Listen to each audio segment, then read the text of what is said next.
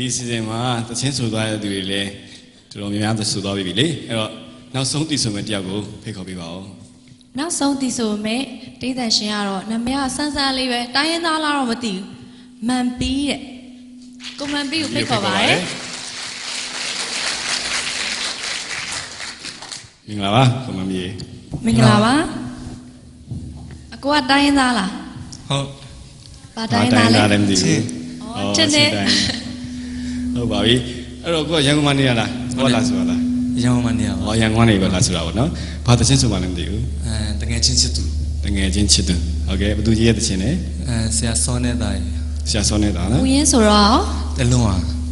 ကိုယ်အလုံးဝတီဆိုထားခြင်းပေါ့နော်ဟုတ်ကဲ့ပါကျွန်တော်တို့ ਨੇ အတူညပြီးရောပြေးတတ်ကြအောင်အကုန်လုံးနားထောင်ကြည့်မယ်နော်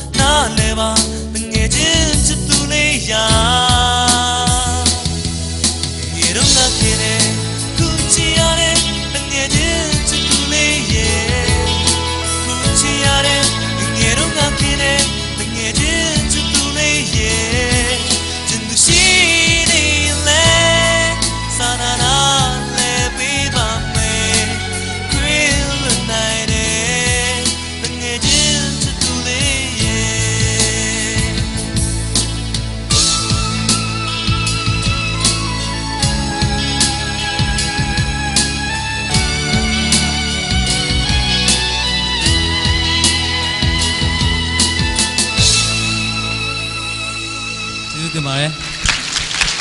ကောင်းပါတယ်တိုင်းနာကတော့ဒီမှာဒီဆိုပါမယ်တကယ်လို့ရင်းဆိုတော့တရားနဲ့မချဆိုနိုင်ပါတယ်ကိုတီဆိုတော့အရန်မဲ့ကောင်းပါတယ်ဟုတ်ပါတယ်အရန်ဟိုပဲเนาะဒီ season မှာလည်းပကောက် level အဆင့်တိုင်းမှာပထမဆုရရှိပြီးတော့ the best of melody ဆုကိုရရှိပါစေလို့ဆုတောင်းပါတယ်အားလုံးပဲဆုတောင်းပေးရเนาะကဲပါကျေးဇူးအများကြီးတင်ပါတယ်